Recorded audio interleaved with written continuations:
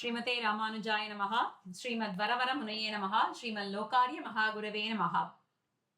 In the previous Pasuram, Andal asked Krishna to come to the Simhasanam and give his word, give his promise to listen to them and do the needful. Now, Krishna thinks about it. He is the one who was asked by Arjuna to go and park his Ratham, his chariot, in the middle of the two Senas, the Kaurava and the Pandava Sena. Arjuna says, Senayor Ubhayor Madhye Ratham Sthapayamechyuta. So he asks him to do that. And Krishna obliges. Krishna does just that. So now Krishna thinks, okay, so if an Arjuna asks for something, an Arjuna who was not a Prapanna, who had other goals. His goal was to win back his kingdom, to be able to do right by the offense that was created for Draupadi. So for such a person, if Krishna did what he asked, then these girls who have come all the way when I should have gone to them, if these girls want something, I should definitely do it. So he steps up from his bed and he walks towards the Simhasana. As he does that, they go and offer their Mangalasasanas. They touch Krishna's feet, and as soon as they touch Krishna's feet just reddens because it's so soft. Now, looking at that, they are scared. They are scared because Andal is none other than the daughter of Periyarvar, who was scared for Emperuman's well-being. So now she does what is called the Mangala Sasana. This Pasuram, the 24th Pasuram, talks about the Mangala Sasana Vaibhavam. Mangala Sasana means Mangalate Asashittal, that is bestowing Mangalams, goodness. So they now bestow Mangalams to Krishna. The references to Sri Ramayanam here are multiple. First, it's in the introduction itself. When they talk about the Mangala Sasana Vaibhavam, the reference to Sri Ramayanam is brought up where Sita Pirati does Mangala Sasanam to Rama. Now again, Sita Pirati is Rama's wife. And why would she do Mangala Sasanam? The answer is, when Sumantra comes to fetch Rama and take him for the message that Dasharatha is going to give him to do the coronation. After that, the next day, he gets called to say that he has to go to the forest. At that point in time, Sumantra comes and he fetches Rama. At that point, Rama garlands Sita. He offers his garland that he was wearing, he gives it to her. The shlokam is Pati Sammanita Sita Bhartaram Asitekshana Advaram Anuvabraja Mangalan Yabhidadyushi. So here, after receiving Rama's garlands, so Sita offers her Mangala Sasanam. She says she walks along with him up to the doorstep, and at that point she does the Mangala Sasanam, stating who should protect Rama. Now Sita is one who knows everything about Rama. She knows she is Sri Mahalakshmi herself. Even though she knows at this point in time she is afraid for what is going to happen to Sri Rama, so she does Mangala Sasanam. Purvam disham vajradharo dakshinam bhatute yamaha varunaha pashimamasham dhaneshasthuttaram disham. She says, let Indra, the god of rain, protect you in the east. Yama, the god of death, protect you in the south. Varuna, the ocean god in the west, and Kubera, who's the god of riches and treasure, protect you in the north. Now, the Sita does not know that these are all deities that have been appointed by Sriman Narayana and they are only just doing their duty. She knows it. Yet, she falls into the mode of Mangala Sasanam because she's afraid of what is going to happen to Rama. This is Mangala Sasanam. The other instance where Mangala Sasanam has happened in Sri Ramayanam, well, there are multiple instances. The one that Adiyan is choosing to quote is what's mentioned in the commentary by our Purvacharyas. The next one is the Rishis of the Dandakaranya forest. We've seen a lot of times about how the Dandakaranya Rishis, when they came over, they show their tortured body, and Rama says that he is embarrassed because he is the one that should have come, but instead he had to make them come, and Rama is not very pleased about it.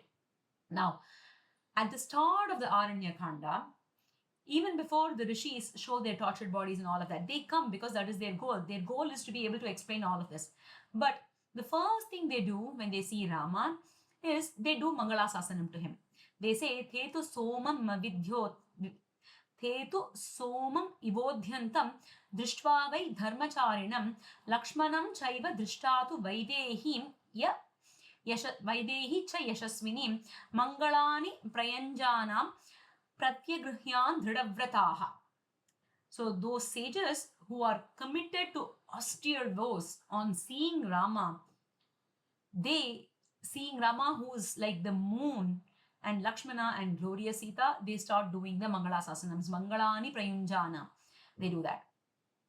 Such is the nature of those who are worried about the well-being of the Lord. Now, these rishis, even though they have a particular reason why they are coming to Rama, they have a particular reason because they know that Rama is their protector, and they are coming there to ask him for protection. Even in that stage, they're asking for, they're bestowing their mangalams. So that Mangalasasana Vaibhavam is mentioned in this Pasuram. In addition to the multiple Mangalasasanams that happen in this Pasuram, the second line of this is specifically for Sri Rama. Senrangu Tennilangai Setrai Tiral Potri. So this Pasuram talks specifically about Rama and the gopis along with Andal doing their Mangalasasanam for Rama. Now, what are they doing the Mangalasasanam for? In the previous line of this of this 24th Pasuram, they say, Andriye Vulagam Alandai Adipotri. So they are doing the Mangalasasanam to his lotus feet, to the Trivadi, because the Trivadi is the one that measured the entire world. Now here they are doing a Mangalasasanam to Senrangu Tennilangai Setrai Tiral, the Vailer. They are doing a Mangalasasanam to the bravery, to the Vailer that Rama showed. Why would they want to do a Mangalasasanam to the Vailer of all things? Right? They are not doing a Mangalasasanam to Rama here. They are not doing a Mangalasasanam to the country. They are not doing the Mangalasasanam for the protection. They are not doing the Mangalasasanam for the action, but they are doing the Mangalasasanam for the Vailer. And why is that? Because these are people who always are worried about what will happen. So it is this Vailer. They are afraid that it is this Vailer that will probably bring some harm to him.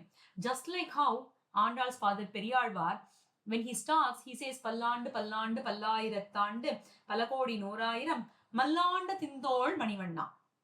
And Sevvadi Sevvithirukkapu.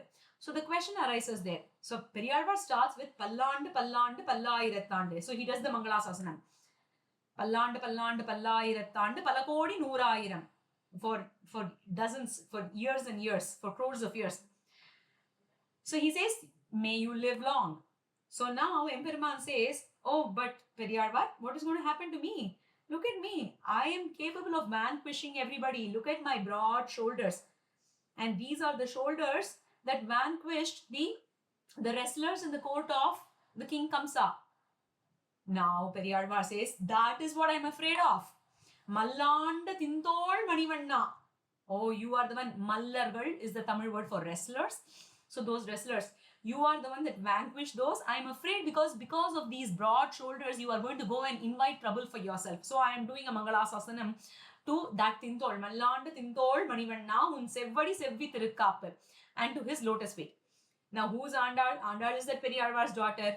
So now she says, oh, this Vailer, I need to do Mangalasasanam for that. Our Acharyas say this is like doing a protection for what is going to protect you.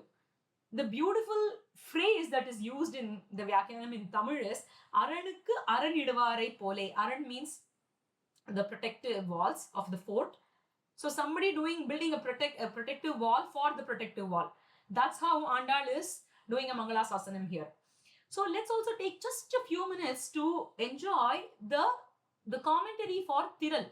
I mean, this is the Pasuram of Rama, this is the line about Rama, right? So it is only apt for us to see what sort of Mangalasasanam Andal is offering for his Vailer. So, Ravana, what kind of a person is he? He is one who was so brave and who was so mighty that even when the Devas fought with him And what kind of devas? When the devas, they went and acquired a lot of strength, they went and acquired a lot of weapons, and then all of them together they tried to fight Ravana. But their weapons, you know what Ravana felt those like? He felt those were like flowers hitting him when he is enjoying in the pool with his queens. That's how the weapons that the devas would attack Ravana with feel like for Ravana. For such a Ravana, how did Emperuman Sri Rama kill him? It was very, very systematic. Very systematic in the sense, our acharyas, when they refer to Ravana, they don't even give him all the credit. They say he's like a pile. Pile means chap. Oh, that chap. If we want to talk about somebody, we say that chap, right? That is how they refer to Ravana. They say, and the payalai pakkaveraruthu. In the 15th Pasuram, we would have seen இந்த எல்லை இளங்கிளியே பாசுரம். எல்லை இளங்கிளியே இன்னும் உறங்குதியோ சில்லன் கழையன்மின் நங்கைமீர் போதர்கின்றேன் வல்லானை கொன்றானை மாற்றாரை மாற்றழிக்க வல்லானை மாயனை பாடேலோர் எம்பாவாய். They say மாற்றாரை மாற்றழிக்க வல்லானை. So he is one who is capable of defeating those that are matrar, that are against him and his devotees. And how does he do that? பொல்லா அரக்கனை கிள்ளி களைந்தானை. So getting rid of Ravana was like plucking a leaf. That's how it was for Sri Rama. Now, how he did that, though he could have directly, shot an arrow from his kodandam, and that would have gone and killed Ravana. No, but Rama did not do it directly like that. First, he goes and he enters the city of Lanka, the country of Lanka, and the way he destroys the country of Lanka, it has three natural forts or three natural protections. One is the ocean, the second one is the forest, the third is the mountains. So all of these are protecting Lanka. So and Ravana, he was very proud and arrogant because of this. He was like, nobody can vanquish me. I have such a mighty army and I live in a country that has all of these natural protections. But when Rama went, he destroyed them just like how an older person will just destroy the sand castles that have been built on the beach. He did that. And then Ravana was very arrogant and proud because he had such a big army. So that army was killed by Rama's army. And then he had his sons, his brothers, all of them. So all of those brothers, Kumbhakarna was destroyed, Indrajit was destroyed. Ravana was one who said, Nanameyam. Whereas he'll say, even if you cut me into two pieces, I will fall forward. I will not fall forward. I will only fall backward. That's how much enmity Ravana had. And even to that person, even to such a Ravana, after he was devoid of everything else, of every other weapon that he had. At that point, Ravana's charioteer, he takes Ravana back.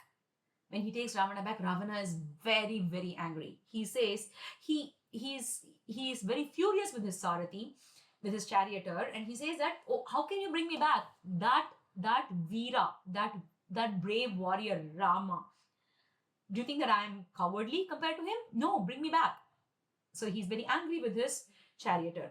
So such Rama, the moment he was devoid of the last weapon that he held, that is the point in which Rama says, Indru poi naale va, go today and come back tomorrow. Go gain whatever strength you have to gain and come back tomorrow.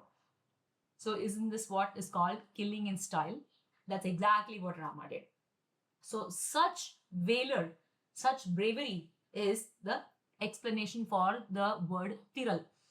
So for this Thiral, they are offering their Mangalasasanams, Thiral, poetry. There are also very few small references to Sri Ramayana. The next one is after they do the Mangalasasanam for Rama's valor, Pondrachagadam Udaittai Pugal poetry, where they say that unlike in Ramavataram, where Rama did not kill Maricha and Shurpanaka in the first go, and that created further problems for them. Unlike that, when the Sakatasura came, Krishna killed them in the first go. That's a reference to Sri Ramayanam. And Rama used to hold the Kodandam all the time. So he has a mark in his hands because he was constantly holding the Kodandam. Similar to how when Krishna hit this Sakatasura, Krishna got a mark on his feet, on his holy feet. The next reference is Ninkayil Vel Potri. So for that they say, just like how Dasharatha and all the other brothers, they held the bow and the arrow like that, because Nandagopa is Kurvel Kodunthorilan, because he has a veil in his hand. Krishna also has a spear, a veil in his hand.